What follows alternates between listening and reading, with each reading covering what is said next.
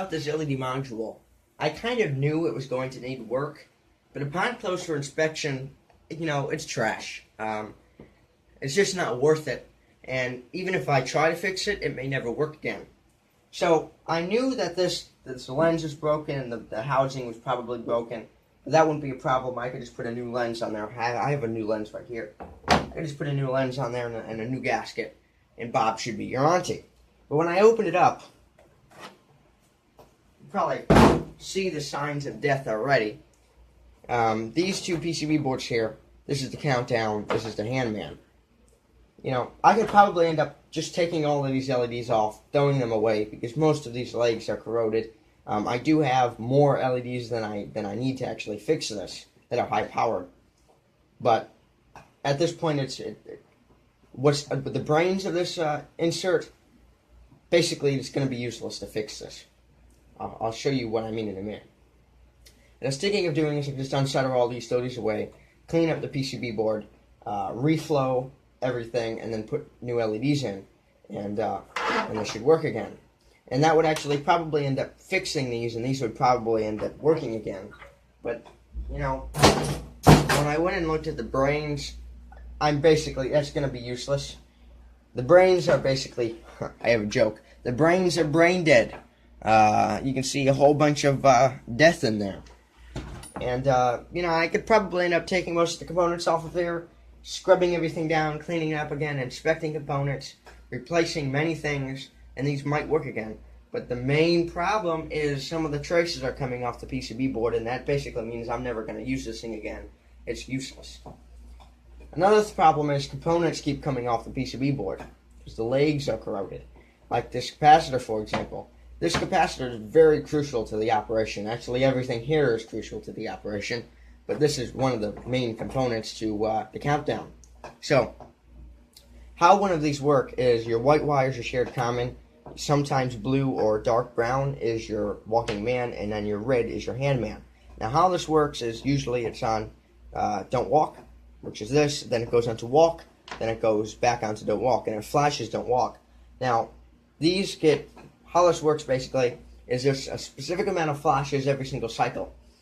And what this does on its first cycle is it just counts those cycles, called a learning cycle. And then what it does is the next cycle it knows exactly how many flashes it's going to get, so it does a countdown. That's basically how it does its countdown. There's no external drive anywhere, or whatever people think these things are controlled with or by. But what this used to do is when the power was applied, this would get charged up.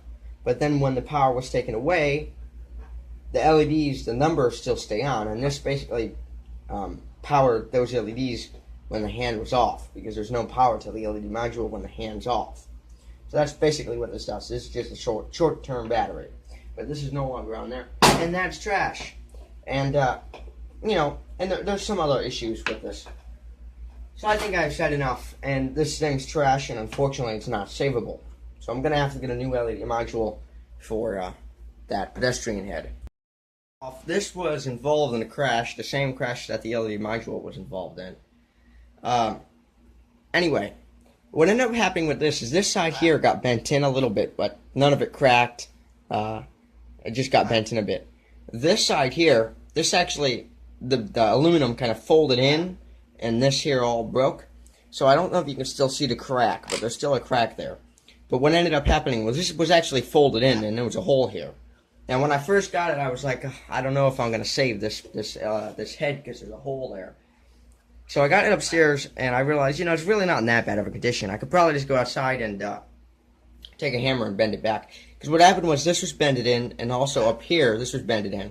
So I just tried to bend this slowly back, and bend this back at the same time, and actually it all kind of went together like a puzzle piece.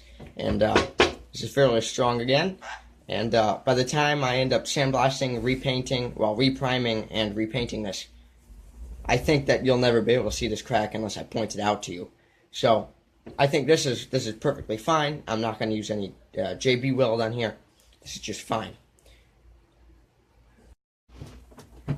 This is not the LED module I was just talking about earlier in this video. This is an LED module from a different pedestrian head.